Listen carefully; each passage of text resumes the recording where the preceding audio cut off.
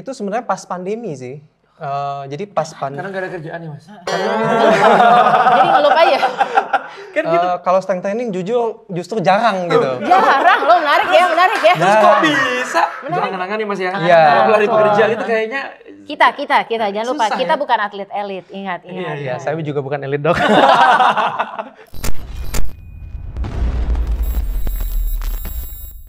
saya lagi pusing nih dok. Ih, kenapa sih?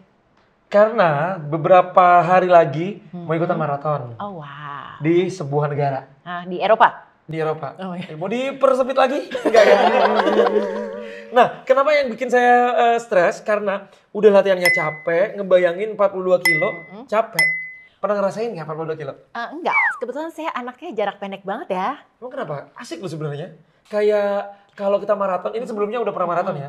Kalau maraton tuh kayak pernah ngerasain halu-halu bergembira. Nah di maraton tuh ada.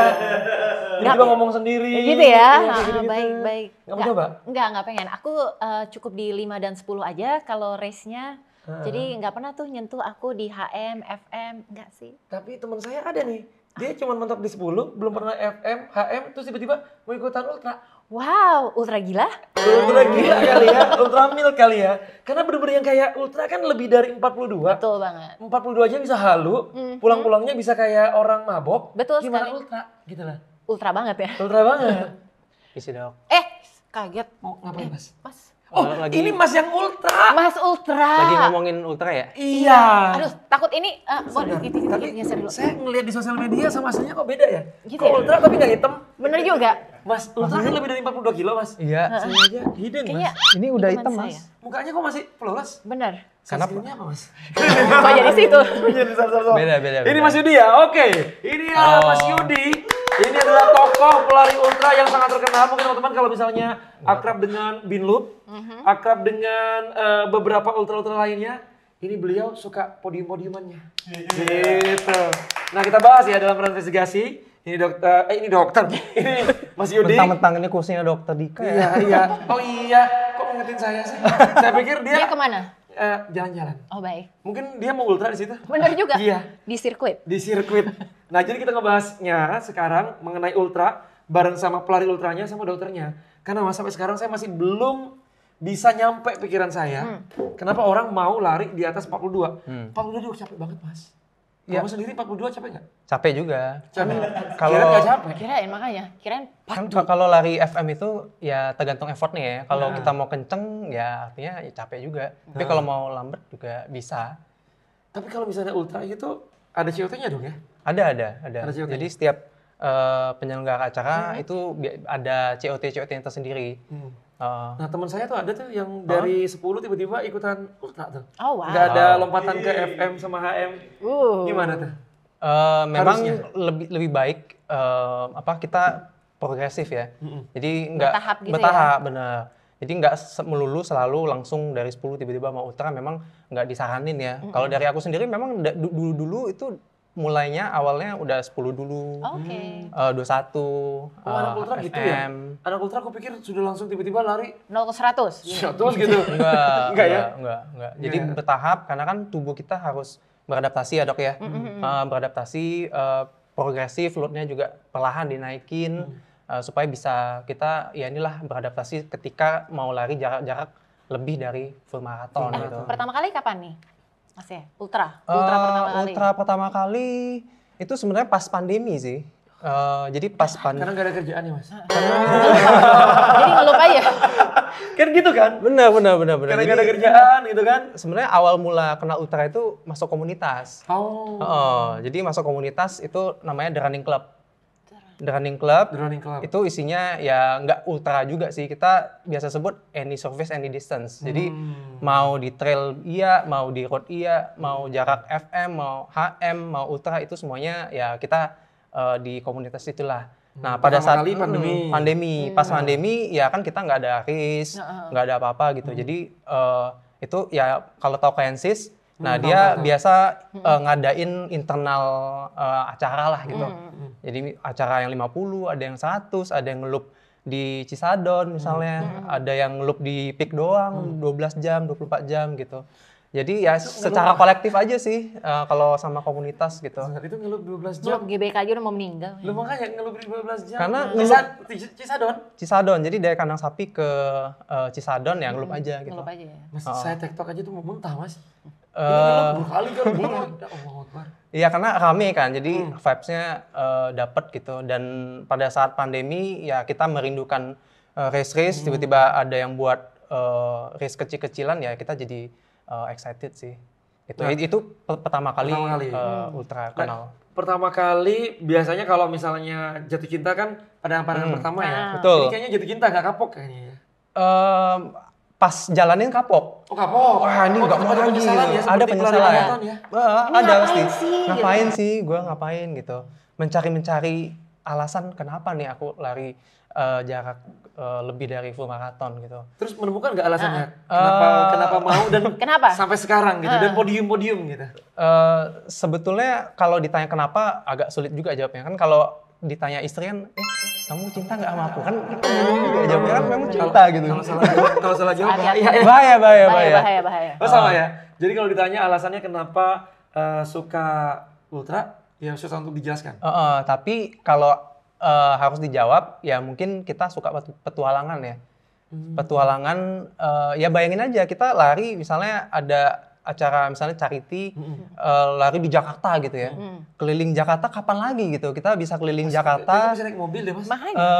Bisa, cuman kayak kita merasakan gimana berlari mengelilingi Jakarta. Kalau kita sendiri mungkin nggak bisa ya, sulit gitu. Jadi ada acara ya dibuat di sana, ya kita ikut ya merasakan gitu keliling. Terus ada yang ngiterin Gunung Lawu gitu, lewat road.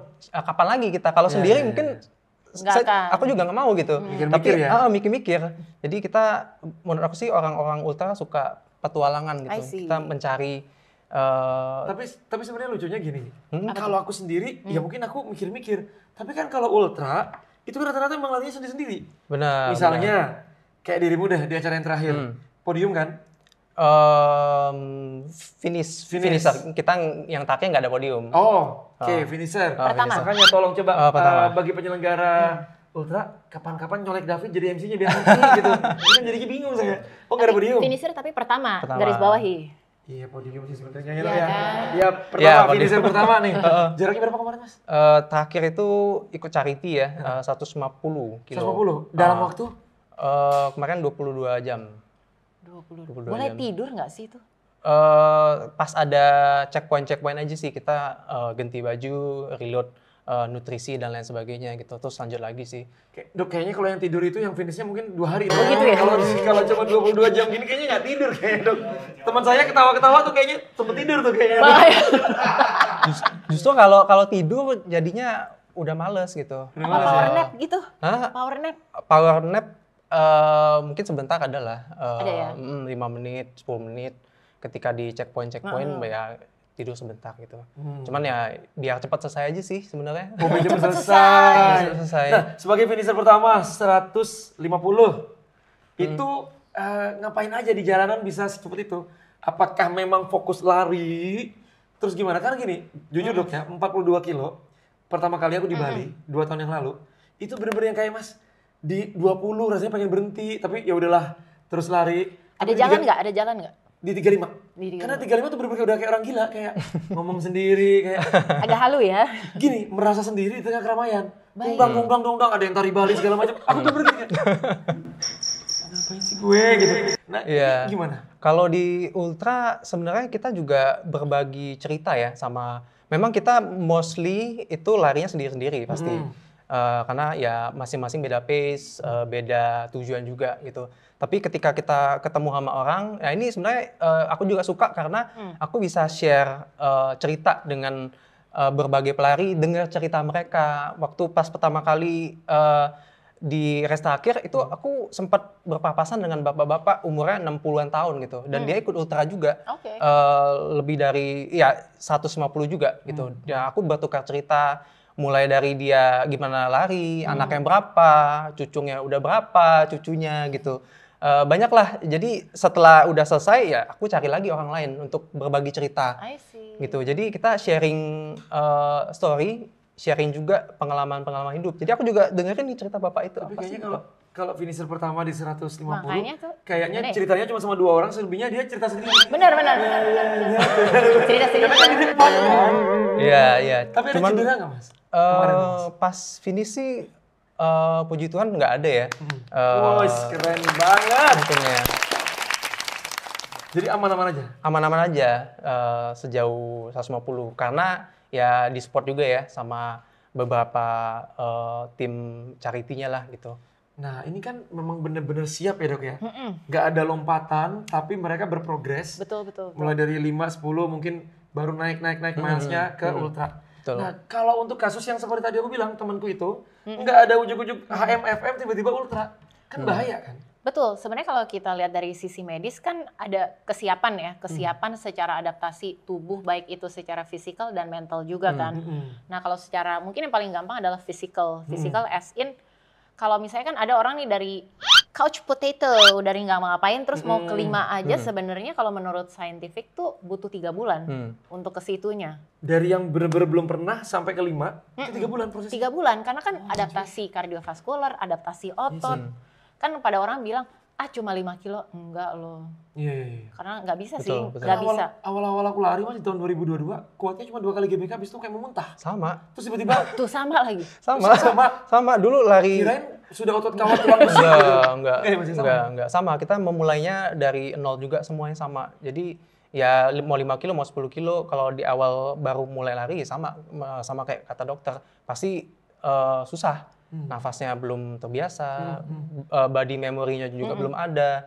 Jadi ya memang lebih baik bertahap gitu. Bertahap ya. Nah makanya tapi itu pinternya tubuh bisa beradaptasi. Betul. Nah makanya kan kalau misalnya dibilang yang dari misalnya sekarang nih baru bisa kayak dari 0, 5 ataupun 10 tiba-tiba kayak misalnya mau doubling gitu tuh kayak misalnya mau HM ataupun FM kan sebenarnya kesiapannya akan berbeda lagi apalagi mau ultra kayak gini yang kayak more than 42 nggak pengen dengernya kayak tidak gitu. Harus dicoba sih Dok.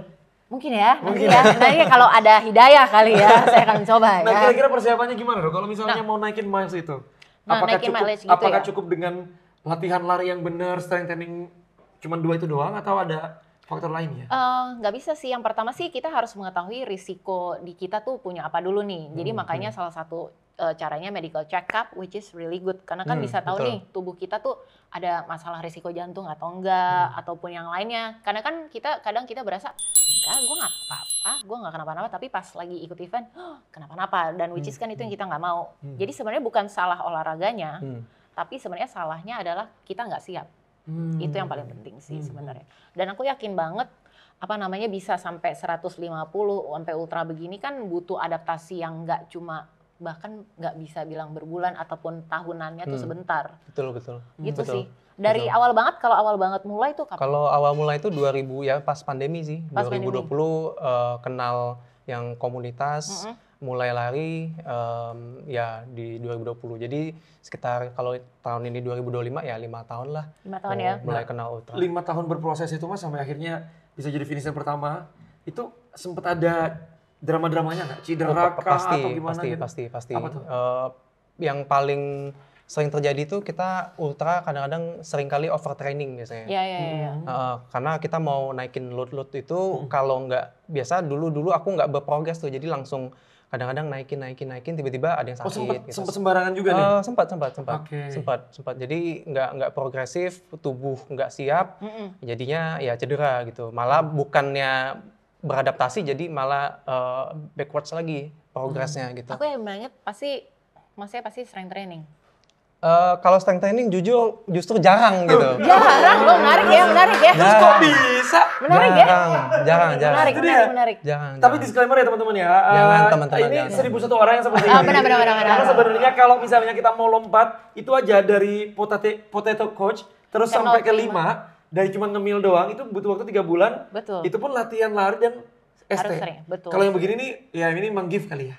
Memang ada kayak memang secara genetik dan ada sih memang orang-orang tertentu tapi nggak semuanya banyak sih. Nggak semuanya. Nah kalau di ultra gitu kan memang jarak panjang tapi pace-nya bisa kita yang ngatur tuh sebenarnya. Betul. Kalau Mainnya di pace berapa sih Mas? Kalau tergantung jarak ya. Kalau misalnya jaraknya jauh, ya kita pasti startnya sangat-sangat pelan ya. bisa 6.30, 7 gitu. Kalau lebih Berarti dari zone berapa mainnya? Zone 2 dulu biasa di awal? zone Iya kan? 2 gitu. Ya kalau agak pendek lagi mungkin kita ke zone 3 gitu. Jadi sebenarnya lebih banyak main ke zone 2 sama zone 3 Iya, sih. zone 2, zone 3 Zone ya. endurance gitu. Yang kita nyaman untuk ngobrol. Karena bisa panjang gitu Bener, kan ya. kita mau maintain selama mungkin zone endurance kita gitu. Biar nggak terlalu Karena kalau dihabisin di awal, Iya, iya, bahaya juga ya dok ya. Betul. Tapi sih maksudnya kalau dari yang tadi dibilang kan ada kayak overtrainingnya itu. Nah kita juga bicara recovery nih. Kadang-kadang orang suka lupa di situ sih. Kayak recovery, makan tidur kayak gitu segala macem. Benar. Pasti matters banget kan nih. betul. Coba ya kita bedah ya. Ini kan Mas Yudi katanya jarang ST nih, udah ke gap nih, jarang ST nih.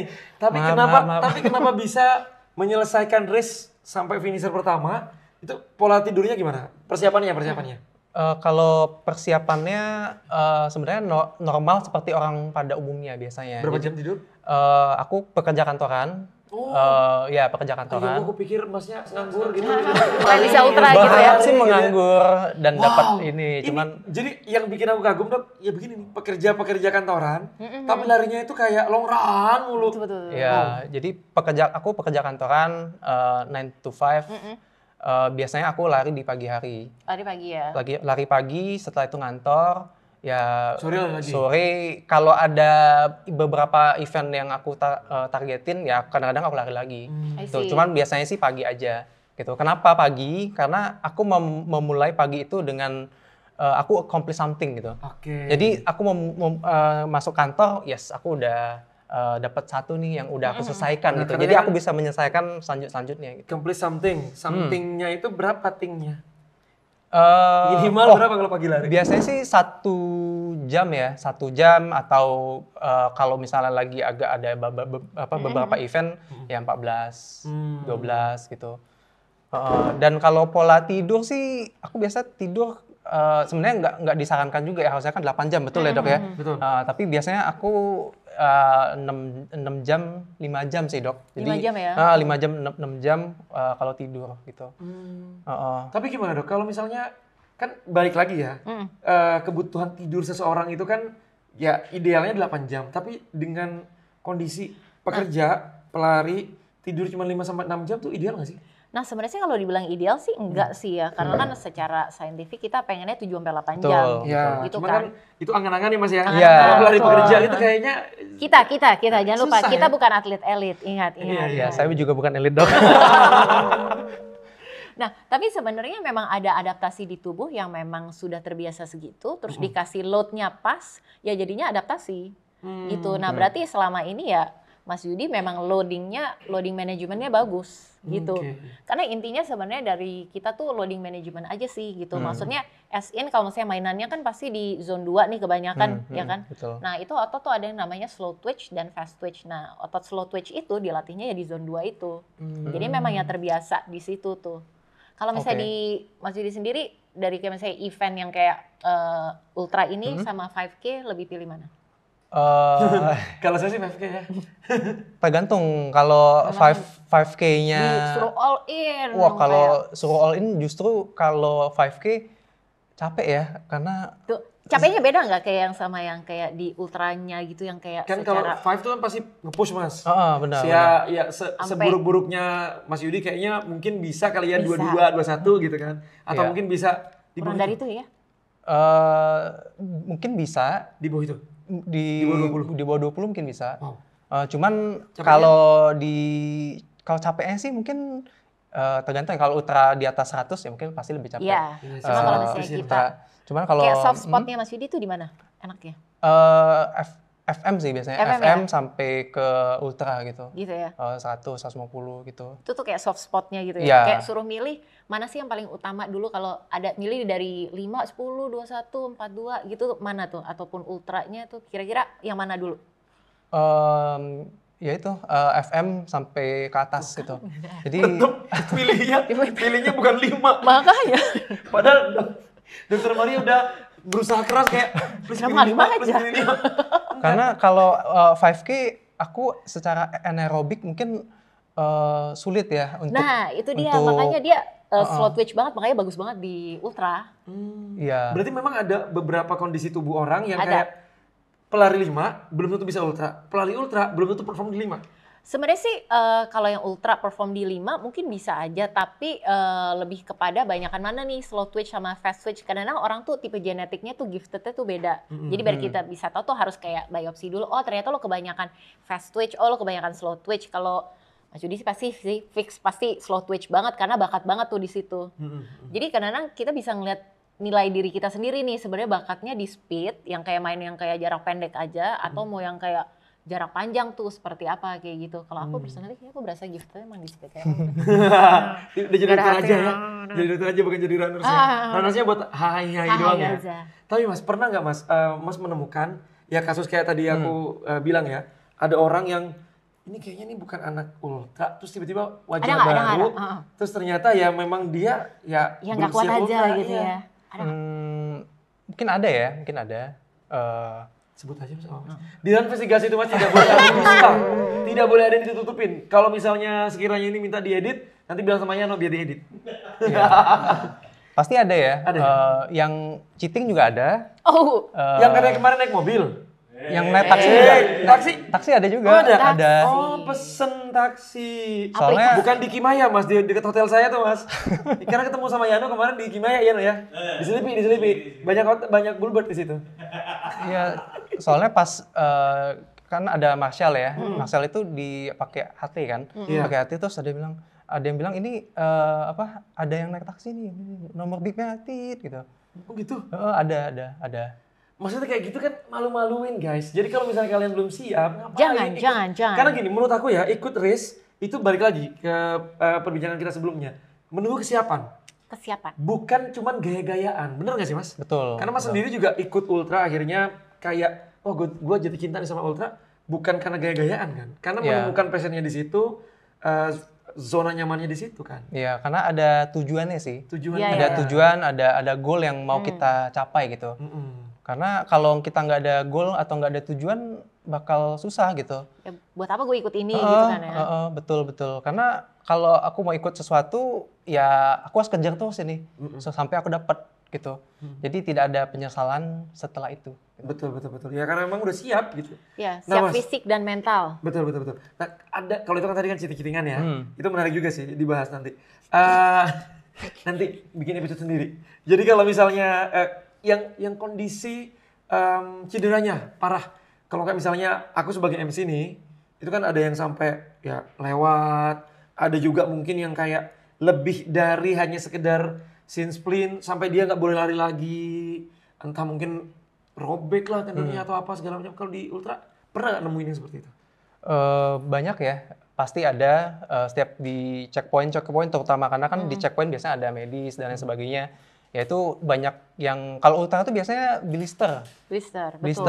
Karena kan kita menghadapi berbagai cuaca ya, mulai sama dari heat. Panas, benar, ada tiba-tiba hujan, terus ya bercampur lah di kaki sehingga ya kaki kita bisa banyak gelembungnya, ya, itu sakit sih. Itu gimana rasanya? Saya seumur-umur sekali doang blister. Itu pun juga udah kayak pengen berhenti gitu lari. Iya. Panjang banget ya dok ya? Iya, dan penanganannya waktu itu yang sempat jaga di Binloop itu kan, itu kasus blister paling banyak sama heat exhaustion. Jadi yang kayak, karena tetap jam 12 siang kan tetap kan, kayak gitu. Betul. Nah, kasus itu panas. belum sampai heat stroke? Belum. Jangan. Iya itu, saya dengar ceritanya Dr. Dika heat stroke tuh serem banget ya? Iya, sampai ngigo begitu, betul. Bisa lewat kan? Penurunan kesadaran, betul sekali, betul. Ya, makanya kalau panas kita akalin dengan pakai diguyur terus sama air dingin, pakai neck cooler di sini sama pakai yang ada penutupnya gitu. Kalau bisa ditutupin semua. Justru mau tutup ya, jangan dibuka. Jangan dibuka. Kemarin yang lu buka-bukaan tuh Mas. Ya jadi otak kita di alternate untuk bilang ya ini nggak panas gitu. Jadi memang bener-bener persiapannya tuh panjang banget teman-teman. Garis bawahi persiapan. Mulai dari fisik, mental, latihan, sampai outfit yang mau pakai. Jangan ujuk-ujuk ikutan sesuatu, apalagi dalam hal ini konteksnya ultra, hanya demi gaya-gayaan. Ingat, race-nya itu banyak, tapi nyawa kita cuma satu. Nyawanya satu, race-nya banyak, jadi lain kali aja dicobanya. Jangan buru-buru. Ngejar apa sih? Kalau saya sih ngejar durasi ya, kan udah harus closing. Kalau gitu, saya David Rizal pamit. Saya Yudi. Dr. Maria. Sampai ketemu lagi di obrolan run investigasi selanjutnya. Bye-bye. Thank you Mas ya. Terima kasih Dr. Thank you. Terima kasih.